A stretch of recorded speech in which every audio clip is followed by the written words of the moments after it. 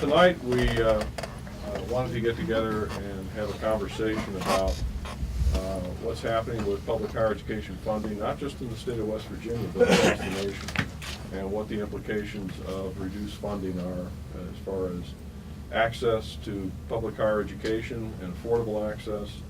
And my great concern is that we're beginning to see a vanishing of something that's been a stalwart for America for over 200 years, which is affordable access to a college education and being able to enter the workforce and live the American dream, if you will. We're looking at a situation that's really being driven by a number of factors.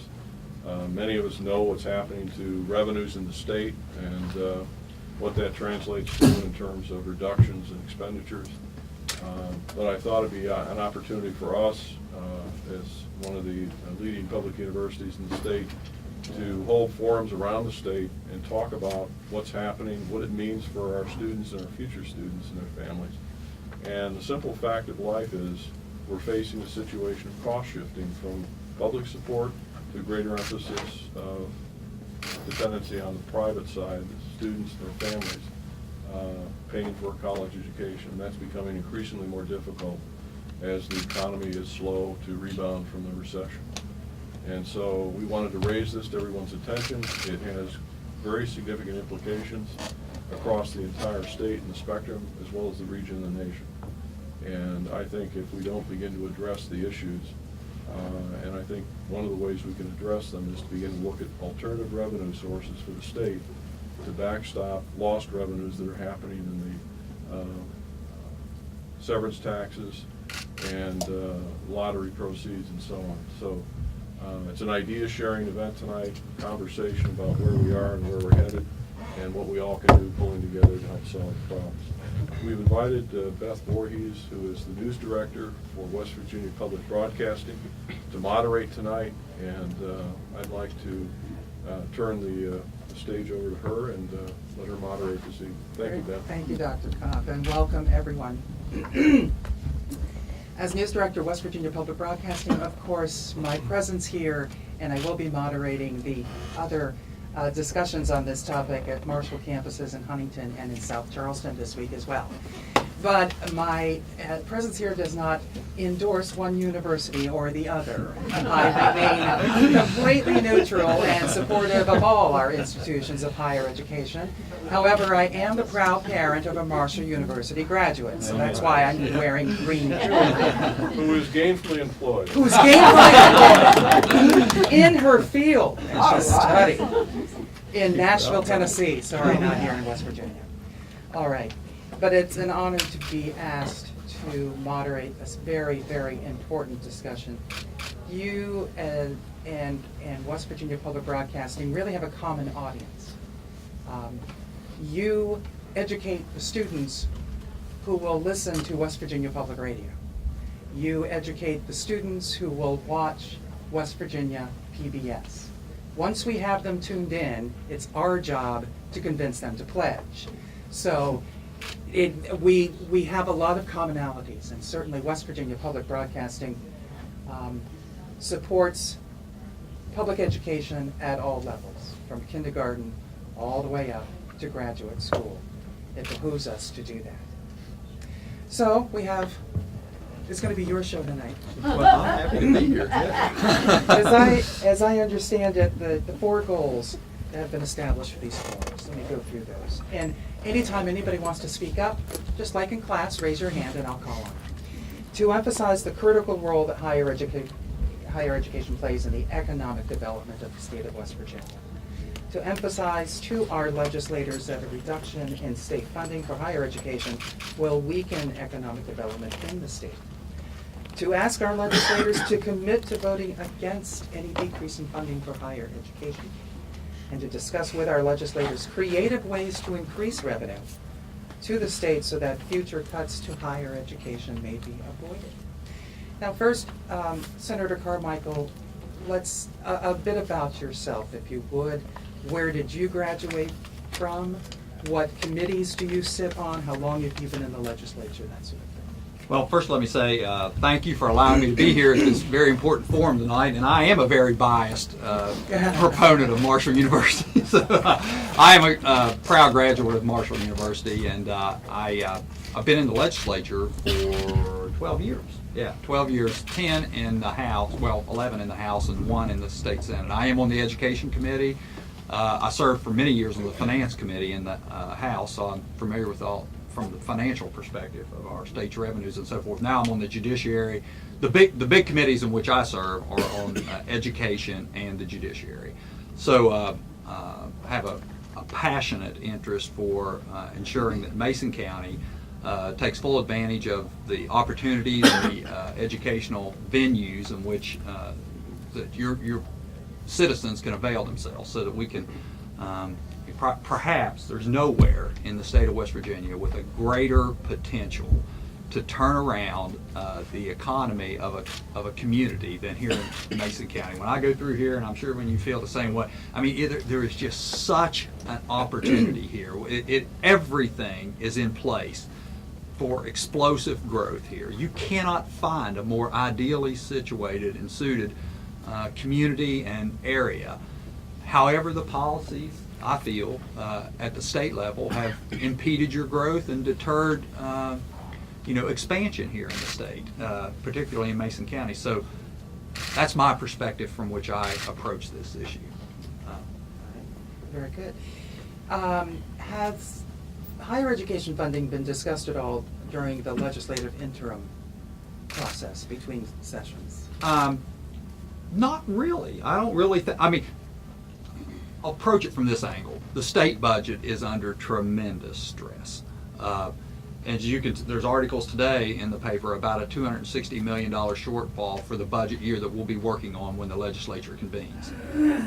And so when the governor proposes his budget for that year, there's a speculation that there'll be a 7.5% decrease in education, or not in education, but in the general revenue fund, which higher education plays a part. There is a view within the legislature and within the administration that you have a funding source, students.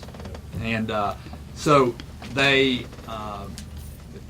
would be more likely, I think, to decrease public support for higher education, frankly. I'm not supportive of that.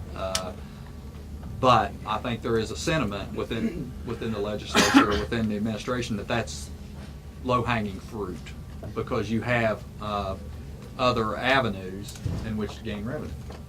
Senator, last year, we came to the legislature with a proposal to increase a commodity tax. What the commodity was, as far as we were concerned, whether you increase the alcohol tax, whether you increase the pop tax, it was irrelevant to us. But the concept basically was to try to plug the shortfalls in revenues by finding alternative revenue sources. We were basically said, no, we're not going to increase any taxes, we're not going to add any new taxes. And yet, when you do the cost shifting from public support from the state to greater reliance on students and their families, I interpret that as a higher education tax.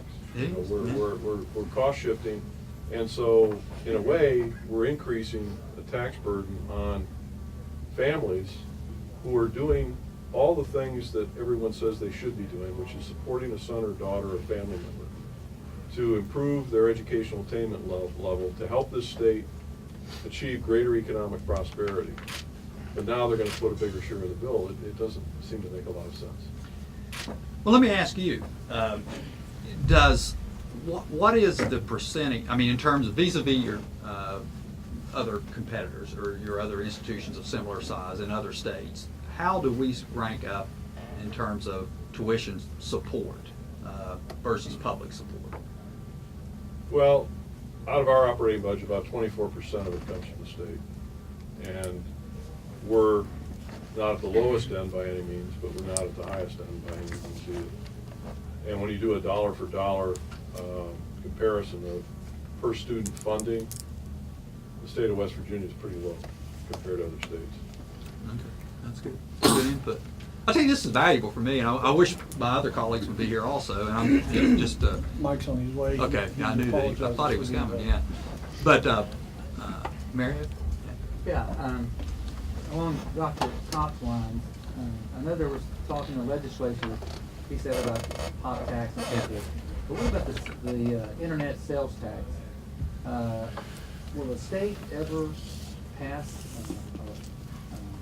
some law that will allow them to tax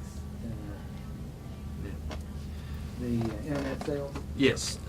In fact, it's a great question, but it's almost a federal issue because there are prohibitions against that currently. There is a bill now that would allow, if you have a nexus in the state, if you have a facility that does distribution, for instance, Amazon has a great big facility here, and now Macy's in the Eastern Panhandle, they pay tax. But there is more of an effort to do that. It does not only does it help would it help higher education and plug some budget holes, but it puts Main Street vendors on a par with other internet venues. So I think I'm an anti-tax guy traditionally, Yeah, but you I'm are. for that one. Yes. I was going to bring that up. Yeah. Let me just stop here and there's a document from the Center on Budgeted Policies here in West Virginia, and I'd like to get into this whole idea of, our economy has shifted, and perhaps our tax structure has to shift with it. So what the Center on Budget and Policy Priorities in Washington, D.C. says, is broadening the tax base to include more services. Household spending has been shifting from goods to services for decades, yet most states haven't updated their sales tax to reflect this fact. Enacting an Amazon law to require large online retailers to collect sales tax. State and localities lose more than $20 billion a year in uncollected sales taxes. I'm guilty of this, I shop online.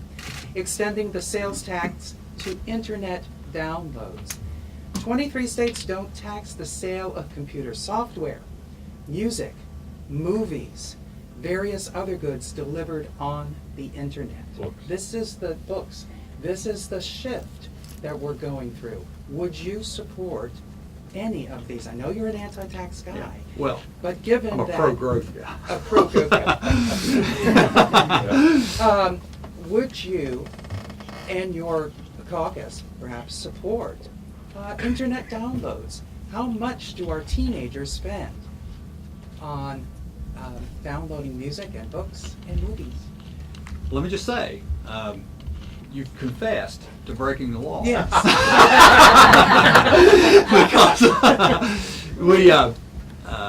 you're supposed to report those Those- as sales tax. yeah. Now, most people don't, but yes, I absolutely support that because, as I said before, I think it puts us at par Main Street. It has two advantages, and I'm not always approach this by saying we need to find new revenue sources. There are, but to answer your question directly, yes, I would support those avenues, and I've supported additional cigarette taxes, sin taxes for beer, wine. I mean, I'm fully supportive of that. What about the Democrats in the House and Senate? Well, I'd like to speak for them. I know you can't speak Yeah. for them, but Yeah. I would like to bring that. Well, yeah, but I think there is anyone that could come to a forum like this and see this group of people and hear your comments and understand that it is the way to prosperity. It is the way, from West Virginia's perspective, out of the last place in economic performance to moving people into the middle class, into the upper middle class. And that's what we should all be about at the end of the day. And we desperately need to try to find money, and maybe there's money in the current state budget that we could use more efficiently and funnel and channel into higher education and other education venues. I mean, when you take the broad brush of education, what you'll hear, and it's absolutely true, is West Virginia spends among the top 10 states in the nation in secondary education in terms of per student expenditures. And so it's a pretty hard sell then to say we need more money and I know this is a higher education forum, but we need more money for, you know, high schools and grade schools and secondary education when our taxpayers are already spending enormous sums of money and truthfully not getting the results.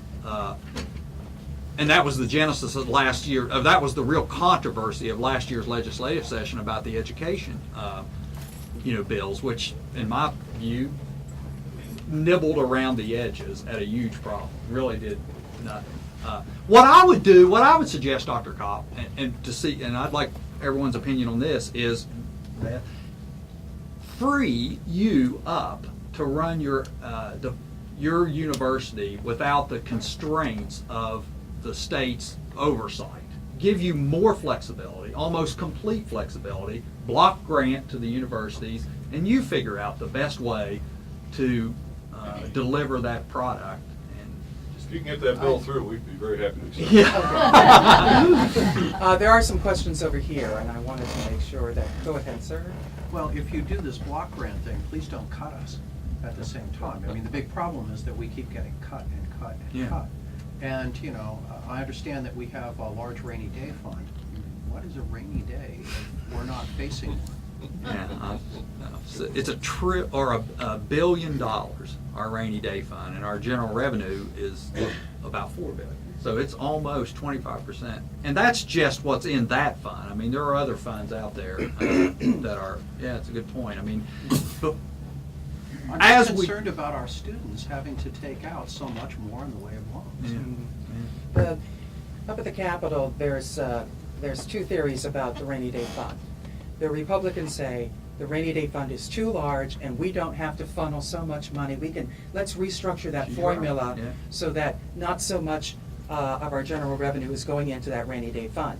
And then you have the other side that says, no, we're a boom and bust economy, we're an energy state, we need this savings account over here to really run government just in case things go really, really south. And we don't want to play with the formula. We keep it as it is. Now, we're seeing a new fund, the Future Fund. And that's coming up. Senator Jeff Kessler, the Senate President, wants to take the natural resource, the gas drilling revenue, and sock it away for another future fund. And it's the Republicans who are saying, we don't need to do that. We've got budget holes now. Oh my Let's God. fix our economy now. That is, it's the most ridiculous idea in my view, because there you are, you're facing a $260 million budget deficit, and you say, instead of funding this budget deficit, we're going to take some money aside and put it in a fund to save for the future. It's like, really? Yeah, I mean, you're going broke now, and you're going to set that's like putting money in a mattress when you can't eat. And that's what's going on with that fund. I would hope everyone reaches out to their representatives and says, no way on that. North Dakota Yeah. has had a great success. They started taking their natural gas drilling, oil drilling money, and they've got a $20 billion future fund. Yeah. And it grew fast and it grew quickly. So that's the example that they use. Well, I've Any made other- my views clear. Yes. Hi, Senator. I'm Mary Beth Beller, and I agree with you completely that I think this is a pro-growth argument. And the thing that concerns me a lot is a recent Georgetown study that indicates in less than a decade that West Virginia is going to need 20,000 college-educated people in order to meet the economic demands that people are working on to grow the state. Every single time that tuition raises, fewer people get degrees. A lot of our people just are not able to rationalize the increased loans given that their obligations. And so I'm worried not just about their individual futures, which I think we have an obligation to look after, but the state's economic growth as a whole if we don't have an educated workforce. No, it's very well said. And it leads you down the path of, I mean, we often hear this, you hear it all the time, is, every dollar you spend on education is going to create economic development on down the road and so forth. And we've been hearing this for so long that it's becoming cliche, maybe. You hear it so often that it's become cliche. And so these forums, I think, are really valuable to make sure that we hear that input more and more and more. But there's not a problem we talk about that can't be solved with economic growth. And we need business policy, fundamental reform, and this is the Republican view, again, but tax reform, regulatory reform, and civil justice reform here in West Virginia, so that businesses will expand, locate, hire people, and fund, plug some of these funding holes that we can, grow and reduce the burden on individual students when they go to colleges, universities. So. And the other side of that equation is that really will do nothing to grow our economy. It's entrepreneurs, it's the new creative community, it's the 20-something and the 30-somethings, the generation West Virginia that have got to become entrepreneurs. And just lowering taxes or getting rid of business taxes. We got rid of the food tax, good. Now look at the mess we're in. So it's just a matter of that economy, again, is shifting. And will it shift enough to provide enough money for government to provide an education and services for its citizens? And I know maybe this is not the exact word you want to hear, but government has an insatiable appetite for revenue. You can never have enough to satisfy government entities. There will always be, nobody's ever going to say, we have too much tax revenue, or it's we don't need any more. So the best way, in my view, as a conservative, to run the economy is to keep government relatively small, and it incent private enterprise to create, to develop, to make money, and to earn. And then, I think it's been proven at least at the national level that sometimes a tax increase or decrease can result in a revenue increase.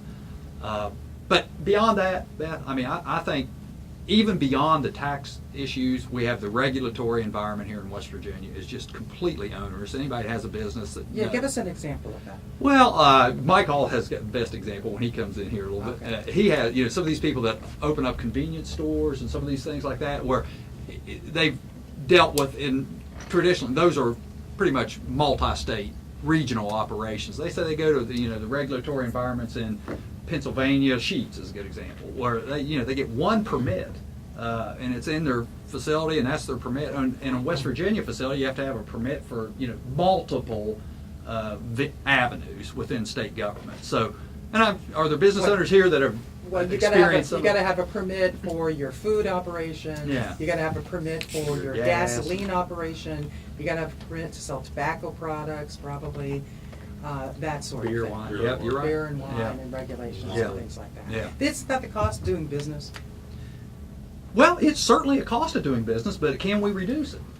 Is it a cost at all? Yeah, there's now. See, that's a great point.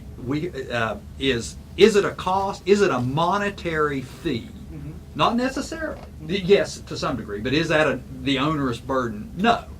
But is it the delays and the hassles and the regulatory structure that you have to go through? And I think most people that have studied this issue within West Virginia say we have a very onerous regulatory environment as compared to our surrounding states. Very unfriendly state to work in. Yeah, you hear that over and over and over, and these are business people here. Well, I'm just wondering, are you talking about reducing the regulations or consolidating them so that we can have one permit in a kind of a one-stop place, but still have the regulations, many of which are actually necessary? Sure, all regulation is not bad. Onerous, bureaucratic approaches to protecting a turf and those kind of things are what causes the problems in West I Virginia. don't think you're going to see a whole lot of Democrats reduce or disagreeing with the idea that consolidating is a valuable thing. But when you talk about privatizing, basically you're talking about privatizing Marshall. Marshall?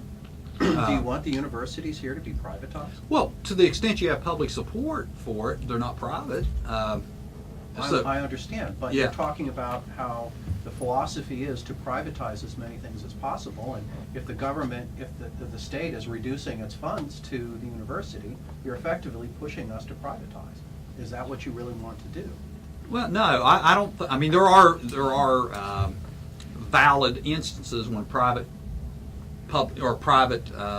higher educational institutions exist, right? Sure. Yeah, and I don't see that's not Marshall's mission or WVU's mission. It's a public institution that needs to be supported by and keep the cost down. But to the extent and that we push down from the state regulatory issues on you in terms of how you run your institution, how you what you can do, the flexibility that you have in utilizing the funds that you have. I just think people in Charleston aren't as trained and acutely aware of the issues that are faced. And we do this all the time. I mean, Yeah. How much regulation do you have from the Higher Education Policy Commission? Because I thought an administration Let me ago put or it so, they this- gave you a little more Let time. me put it this way, in 2005, we had a lot more flexibility than we have today. And take us through that, okay. Well, HEPC kept nibbling away at the flexibility, and so while we don't have a statutory requirement now, reporting and so on, we now have a regulatory rules that have been promulgated by HEPC. And they aren't in statute, but they initiate these rules. Okay. Anybody here from HEPC? I know they were invited. And we're back writing more rules. they need to be adding more rules. But, to go along these lines, I think it's very important to take a hard look at some of the legislation that came up last year and last session.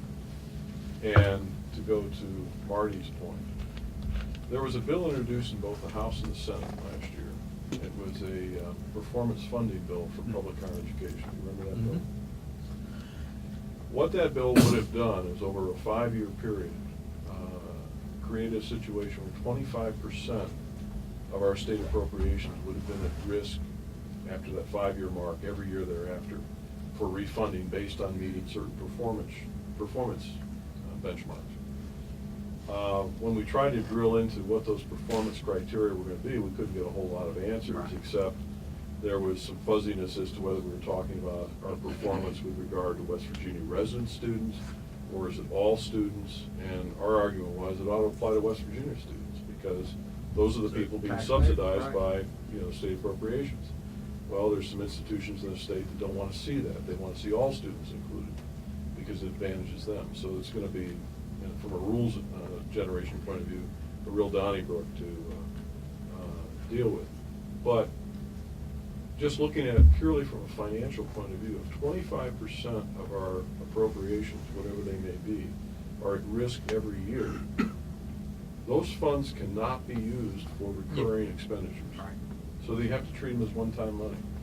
Now, you take that on top of the 10% cut, roughly 10% cut last year, and the prospects in fiscal year 15 of another 10% cut. They're saying 7.5%, but we just now see they're now looking at 8.3%, and nobody's yet raised the issue about backfilling the Promise Scholarship and the need-based grant program. If you backfill those, you're over 10% in terms of the impact of public Yeah. higher education. So at that point, in 2 years' time, conceivably, if the performance funding bill goes through, and with fiscal year 14 and fiscal year 15, you're down at lowering over fiscal year 13, 45% of the state appropriations we had a year ago.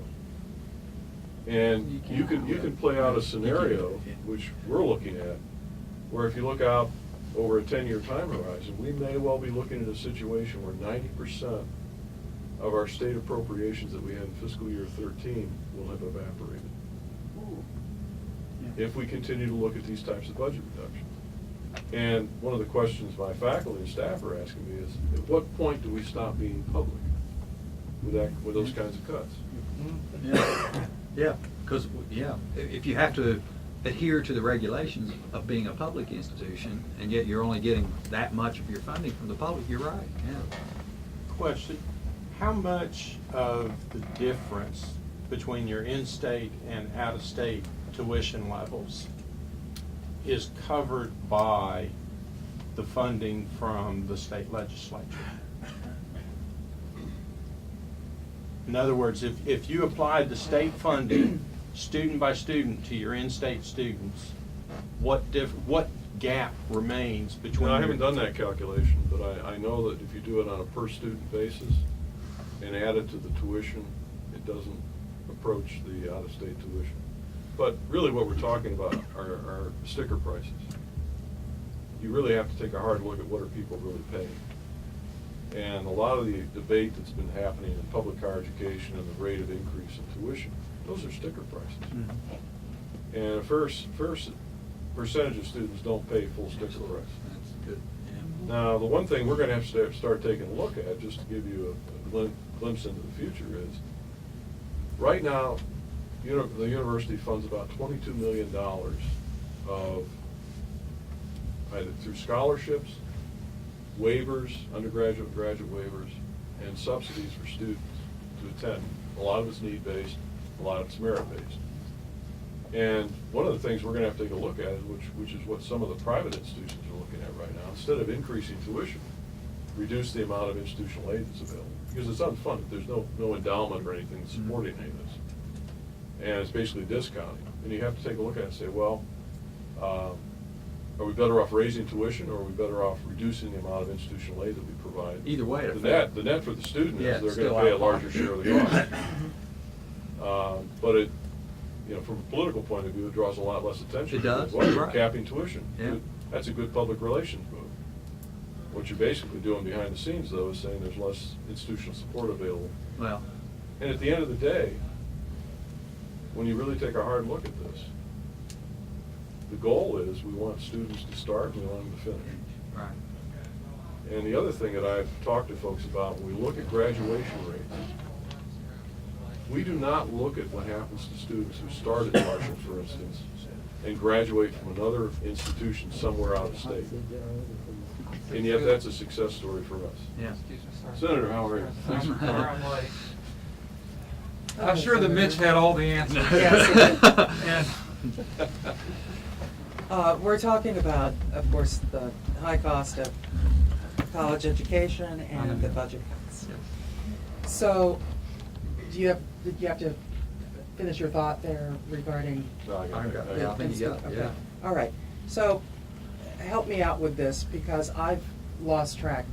Does the Promise Scholarship do anything to help students? Is that still a viable, helpful tool for Yes, our it's- students? It's Okay? been described to me that's floored at $47.50, meaning it cannot go below $47.50. And at the discretion of the legislature, they can go up.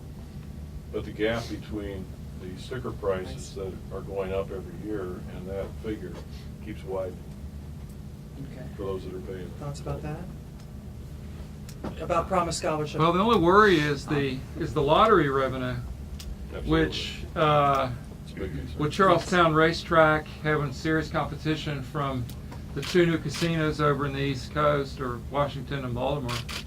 And the lottery was the original promise to do this, and then we dip into general revenue a little bit for it. But I don't know if the lottery revenue will be totally depleted at all, but something else is surprisingly happened to lottery revenue this year. For 10 years, the lottery revenue for the limited video lotteries, the ones that are out in the neighborhoods, has been $200 million. But in the last year, the revenue has dropped. It's probably due to the economy. So with the casino lottery going down and that going down at the same time, that was a little bit of a surprise to them. But I think that the Promise Scholarship is kind of a senior obligation. So it's going to be the last one to go if lottery ever disappeared, which it probably won't. But so you're safe there. It's third priority on the list, right? Yeah. I didn't say. I knew it was at the top. There's about Close to the top. what, 15 commitments. Yeah. Bond commit. The two at the top are probably bond commitments, Right. which would you have to pay the bond indebtedness. Yeah. Some of which, as you know, helped do the thing downtown. And so those two come first. The Clay Center and all that was in there. And then the Promise Scholarship was third. What about other in-state grant programs? You've mentioned some of those and the real risk and the choice you have to make. But what is the status of our grant programs? So last year, we being all the four-year public institutions, backfilled both Promise Scholarship to keep it whole, and also the grant and aid, the need-based grant and aid program. Okay. And in so doing, we subsidized the private higher education institutions, who receive both to the tune of about $12 million. And what that means is that four-year public institutions were subsidizing the four-year privates. And as somebody who's worked on both sides of that street, having worked for private higher education as well as public, I'm not clear on why we're doing that. Go ahead. Well, I was just going to say, Mike, most of the forum is really, I think, about how to generate more revenue for higher education. And whether or not we do it with new taxes, with additional tax direction, or find a more efficient way to use current state funds and funnel them and keep from cutting anymore, or perhaps fund some additional, to the major institutions, which brings up the question, many people say, there are too many institutions of higher learning in West Virginia. I mean, when you look at our population, and should there not be, 2 or 3 major public higher institutions of higher learning, and would that not be a more effective and efficient way of using the funds that we have? And yeah, you're in a political firestorm there. Yeah, that's right. That's That's been whispered. discussed in committee rooms before. Yes, it Yes. has. I think, Mr. President, before you were here, there was I'll never forget, a lengthy discussion of privatization of the university system at Jerry Massatesta's office. Wow. And and the comments were that Marshall would thrive in that. WVU would, Fairmont and Shepherdstown. And the rest of the schools would suffer, and obviously the nature of the legislature is such these smaller schools have constituencies and elected officials, so that discussion goes nowhere. But you look at our sister states here and there, and you see it working for them, and I don't know. I mean, everything's got to be on the table, in my opinion. Yeah, I remember back in the day, I think it was the Caperton administration, wasn't there some discussion about whether or not we needed 2 or 3 medical schools? Yeah. And how expensive that Yeah. was to have. And that was tiptoeing around that particular issue. Absolutely. Well, we control our university systems, and of course, this is We brought this up. Republican. It's Okay, I'm sorry, yeah. I'm late. Well, no. But it's my republicanism a little bit here that we control you. The market should drive it. And the That- flexibility. They should right. have the They flexibility. should have the to use flexibility. funds. And this may be an opportunity going forward with the squeeze of funding to seriously look at that. If you want to walk down that road, maybe we should walk down that road for you. But Well, that's kind of what we were talking about Right. earlier. Is, Right. With the great irony, if you look at some of the national publications, both involving federal regulations and increasing federal regulations and state regulations, that the decline in public support will most likely be accompanied by an increase in the regulatory Yeah, environment, yeah. both at Right. the federal and state level, which is counterintuitive. It's Yeah, counterintuitive. that should Go mark the it. other way. I notice on your list you've got this streamlined sales tax. As I think is a part of what you're talking about here, isn't it? Yes, Yeah. it's finding ways to tax what really people are buying now, which is online and computer software, music downloads, movie downloads, books Oh, it's downloads. closing that sort of loophole. thing. That's Yeah, different. closing Well, Yeah. that's one. Yeah, that's different. The other is at the federal level. Actually, I was involved last year with a lobbying effort in Washington on the streamlined sales tax, which the revenue projections, if it actually occurred for West Virginia, are $60 to $70 million. So that's a serious amount of revenue. Do y'all know? I guess y'all know what we're talking We about. went over that, Yeah, too. Yeah. Thanks, Mitch. Sorry, I was late. Well, Yeah. the streamlined sales tax is something that's been discussed now for at least a decade. Yeah, it has. It takes the federal law. John to- Doyle. Yes, John Doyle. And what is it? all states would have to agree to tax a certain product at a Yes. certain rate? Right, right. No. Essentially. Or define a product? No, what it is that if and here's where the problem comes in. Actually, Joe, man, in his office we talked about this is sort of crossing party lines because there's certain states that have no sales tax, so they don't want to collect for West Virginia at their nexus point or whatever. So, but that thing did pass the Senate, but it's in the House in Washington. Probably not going to go anywhere. So, but it was actually unknown to the public, but we all probably done this and didn't know we were not doing it right. If you buy something out of state, you're supposed It's to already declare. confessed. She's already. Take me to jail. Okay. And so people are doing that. I mean, they're obviously doing it. Yeah. And Well, the general There's a issue work- of internet purchases has a lot of impediments to it. The argument's always presented that small businesses don't have the Yeah. financial means Yeah. to be able to assess all the local taxes, municipal taxes, and everything else. They're part of a sales tax system in every state. However, when you get to talking about internet downloads, it's of course of a different color because there are very few vendors that provide those commodities to the consumers. And so, to me, that would be an easy target. I don't know what the revenue would be, but you're really closing a loophole. Yeah, I know. I agree with the fact Yeah. of closing loop. Mitch agrees with that. How do you feel about that, Senator? well, I'm just looking Because at the you're a Well- pro-growth guy and an anti-tax guy. Well, I mean, I think if you would assume that an activity, I think you've got services here. Some like if you're a CPA, you're not taxed. That's a good point. But if- Lawyers and CPAs aren't. But if Software? yeah, but if Yeah. you're not a CPA and an accountant, you are. You have to charge the thing. I think there are 29 services in West Virginia that are exempt from sales tax. So, I mean, Would you support putting a sales tax on those services? I have in the I don't know how much past, revenue you have. but you realize how strong the trial lawyer lobby is in Charleston? I mean, it's so that, but yeah, these are areas where people can look. I mean, one of the three things you can tax: income, activity, or asset. And I think the fairest tax is activity, because you choose whether or not you're going to be taxed by choosing that activity. Usually, some people would argue that maybe that's not true, but that's the deepest rooted tax in American history. So I mean, it's worth looking at. I mean, obviously, I can already see the difficulty in pulling it off. I mean, there's a lot of people that voted for President Obama that wouldn't want this tax because they download a lot of music. So it's, I mean, it would be.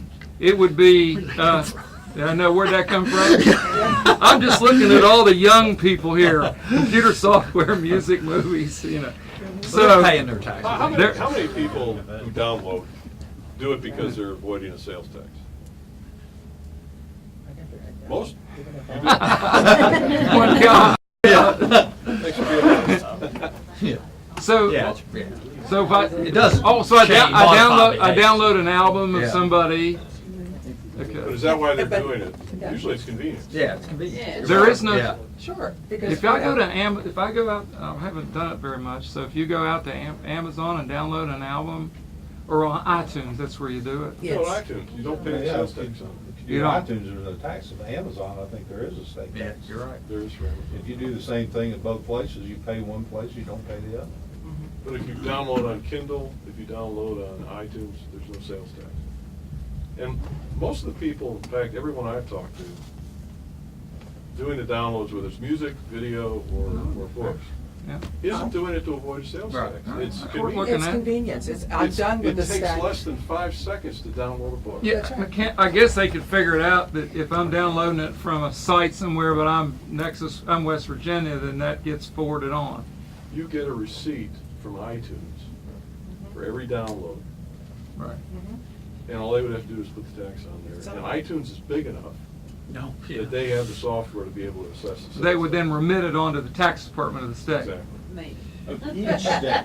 Some Each of state. them. Each day, that's the way it's supposed to be. And that, one of the things you said earlier about the national version was that each product would be taxed at the same rate everywhere. Mm. I was associated with a business in North Carolina, and we operated in multiple states.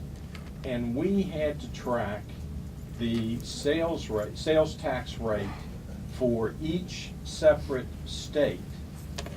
And we taxed our products or our sales for those states Right. at their tax rate. Right. And we remitted the taxes directly to that state. We didn't send those taxes through North Carolina. So I don't understand why a state that didn't have a sales tax would have an objection to a national bill requiring a sales tax. Well, they didn't finally. I mean, in this United States Senate, they acquiesced on it. Remember, you not only, in a lot of states, and even now in West Virginia, you not only have state, you have county, and you have municipal. So everybody's got to get their piece. If you go to Virginia Beach, it's 11% sales tax over there. Just go over there and buy a Dairy Well, Queen ice cream cone. I know we're way focused on this, Yeah. on this particular issue, but 10 years ago, the argument was much more substantive because you didn't have the software necessarily that could track this for every, taxing entity. Now it's becoming less of an issue. So, but at the end of the day, your goal here and our joint goal is to ensure that you have a steady funding stream for higher education, and these are different ideas in which to approach that. But I think frankly, it's going to be very tough to raise revenue specifically for higher education in this next upcoming legislative session, just because of the stress of the budget. Now, Well, you're doing the right thing. you bringing are public out to absolutely talk doing about the it. right thing. I mean, we don't hear people asking us very often, raise our taxes. It's usually the opposite. Yeah. Quite violently the opposite. Yeah. Hi, Senator Hawley. I wanted to raise a point that we made earlier with Senator Carmichael before you were able to join us. And that is that we really see higher education as part of a pro-growth strategy in the state. Data coming out of a Georgetown study indicate that in less than a decade, we're going to need 20,000 college-educated people in West Virginia alone in order to meet the demand for the way that the economy is projected to grow. Anytime that we're raising tuition, we're cutting off the ability of those students to get more loans to get their education. So we're really kind of cutting our nose off to spite our face with the argument that, and I understand, looking at all the government demands, that it looks as though higher education does have a funding source and that we can just put this on the backs of the students. But I'm very concerned that by putting the funding on the backs of the students, fewer of them are going to be able to get their education, and the state is not going to have the economic development that we want. And so one of my concerns is that we really need to work together, yes, to find new funding streams so that we don't continue to raise tuition rates for our students, because with another pending cut, as Governor Tomlin has suggested, we're going to have to reduce services to students, we're going to have to raise tuition, and as you know, so much of the work of Marshall University is in getting students remedial help so that they are ready for those college level classes. It requires an enormous amount of resources. And Dr. Pop really did, I believe, a very wonderful job in consolidating a lot of administrative positions to deal with the cut last year.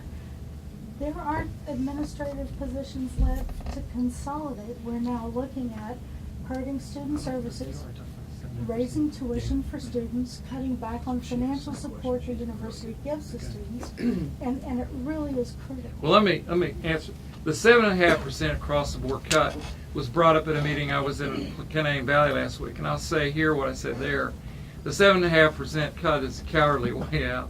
We have to decide, and I think that some of my fellow Democratic senators who were there and delegates were there, kind of all chimed in and said, yeah, we just can't just do the across the board cut. We're going to have to look and see where we're getting the most bang for the dollar and squeeze somewhere else if there's a diminishing return, as your argument is.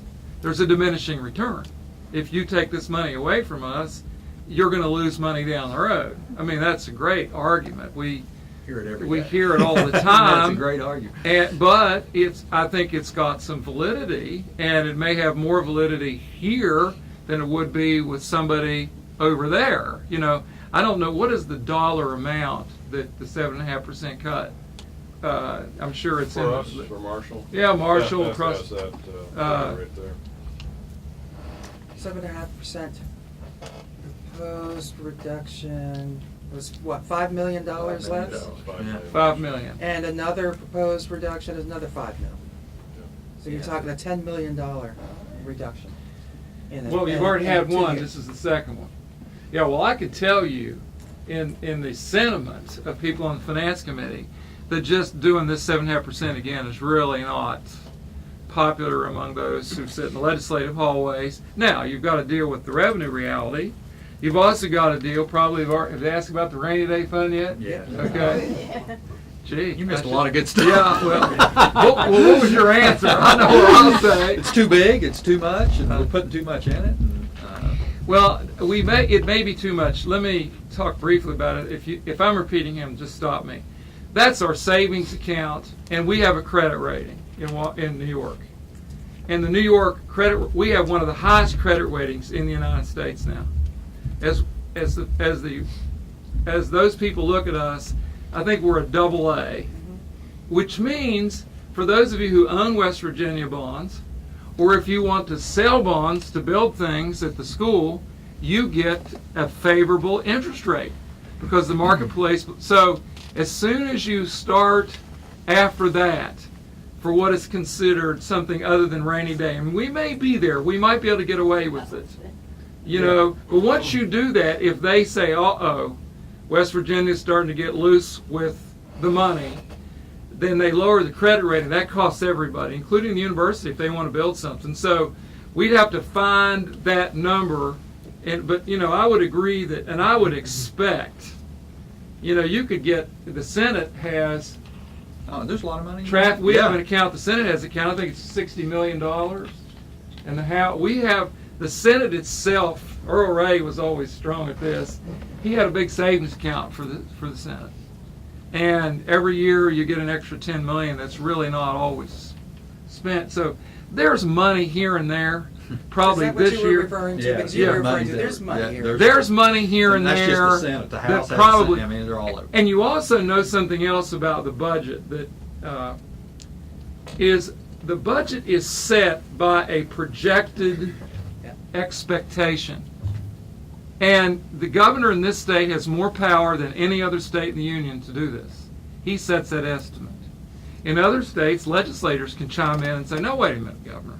You know, it's going to be more, so that you can promise more based upon what you believe you might receive more. So that, although I will say this about the guys that do it up there, Mark Bucco, they're extremely good, some of the best in the country. So it's hard to sort of argue with them, but they've been off before. They've been short. Yep. There've been $100 million surpluses based on their numbers that get adjusted to supplemental appropriations, and could have been theoretically put in a budget the year before and allocated through the normal budgetary process.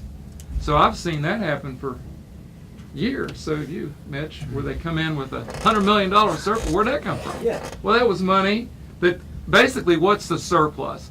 That was money the governor said the year before wouldn't be there. Yes.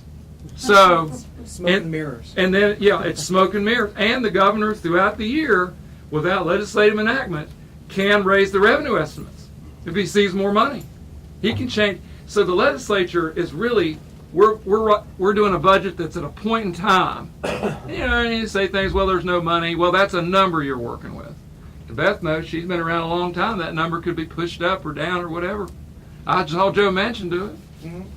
We get this little letter from the governor. Governor says he's getting $20 more million. Where'd that come from? And then, you know, It was even more complicated during the Archmore administration. yeah, because yes, Well, we don't want to get too far in the weeds. he would say he had half the money. Yeah. Gentlemen, first of all, thank you both for coming out. I really appreciate your time, and I'm sure everyone here is glad to see you all here and helping us with these forums.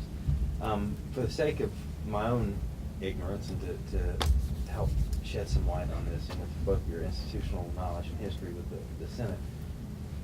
We know that public education, K through 12, budget is pretty much untouchable by It's set by Constitution. formula and court decisions.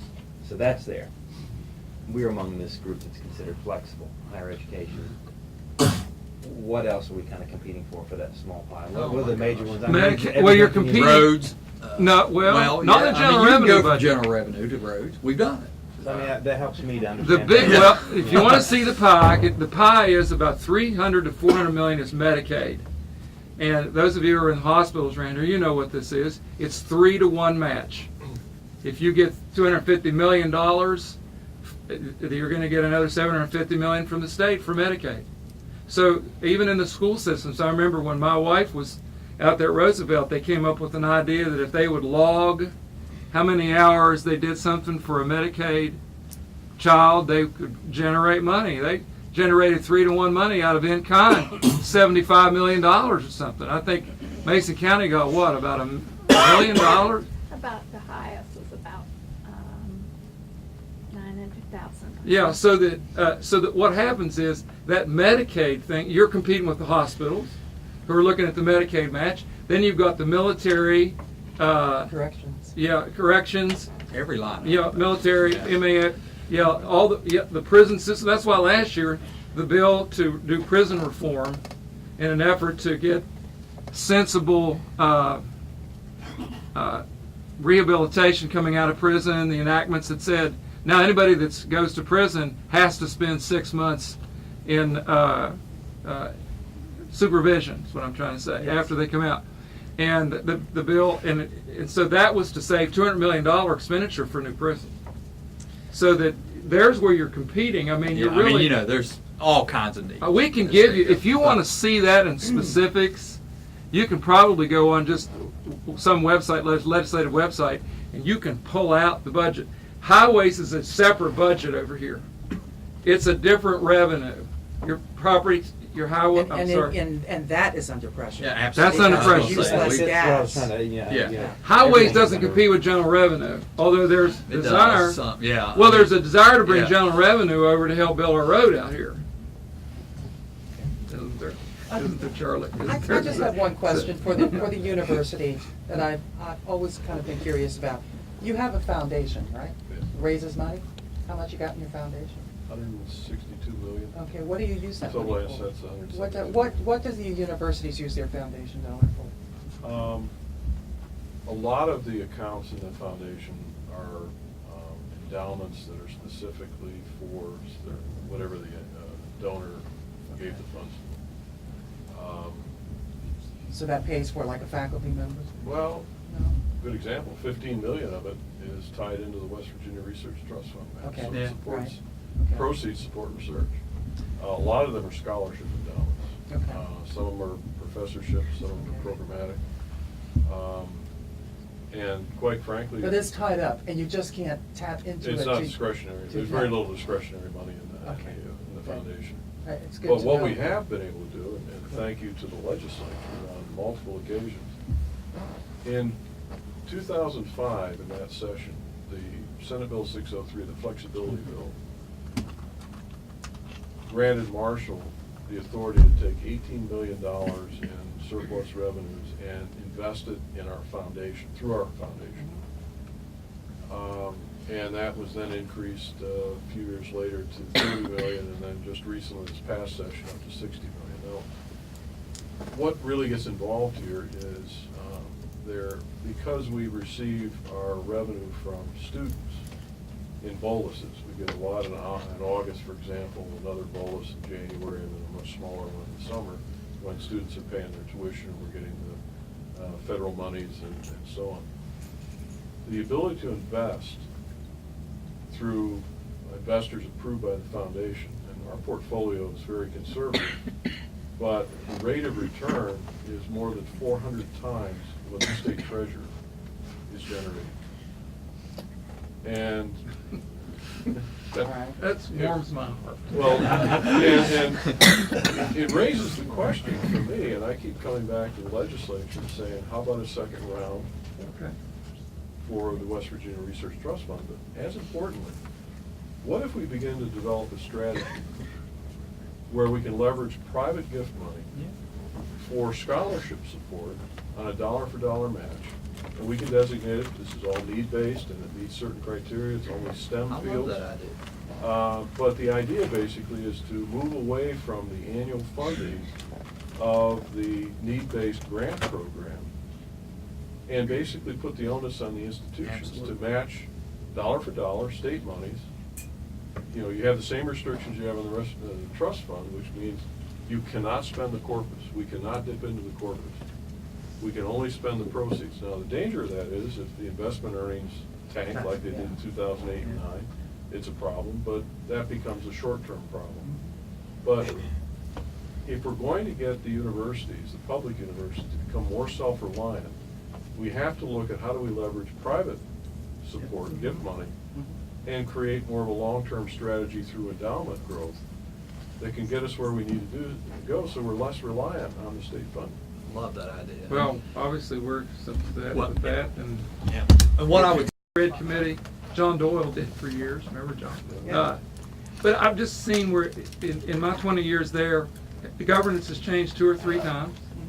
And, but it's always like, just like that meeting in Mez's office that day, it was like there was a serious discussion about cutting the university system free. I think correct me if I'm wrong, the University of Virginia is a private school, isn't it? They have not been able to totally privatize, but I think they get less than 3% of That's the right, funding. the percentage was smaller, so that, but that concept was discussed, and if we're in $1 dollar times, I mean, you bring these things up, I you mean, can really sell that. if you could say, we'll take, well, first of all, if we don't have the luxury of a growing economy to grow this revenue to where you get your proportional share, something's got to be done in how we operate our university system and the delivery of higher ed to our kids, and we just no longer have the luxury of just protecting everybody's little, yeah, just because that's the way it is. I mean, this is very emotional for people, but to me, it's time to do that. I don't know if there'll be that kind of discussion going forward. I've heard from some legislators, it's a non-starter, they won't even Yeah. talk about it. Well, And- we will, but you're right. I mean, there's not enough of us yet. But the concern, I'll tell you, the concern I have is if you look and analyze the financial health of all the four-year institutions in the state, you can identify 4 or 5 that are really on the edge of fiscal insolvency. Yeah. And my concern is if they fail, and then we decide, well, we're gonna do some mergers, because that's the only way we can rescue it. Then you're stuck taking with on, a then you're taking on, albatross. yeah. Exactly, Yeah. that is a very large concern that I Yeah. have. Well- And, you know, if we're gonna do something, you need to do it before that tipping point occurs. Did spinning off your community and technical colleges cause financial hardship as well? Not for us, but it's cost the state an extra $50 million annually. If you take a look at what's costing the state, it's Yeah. costing the state a whole lot more than it did before.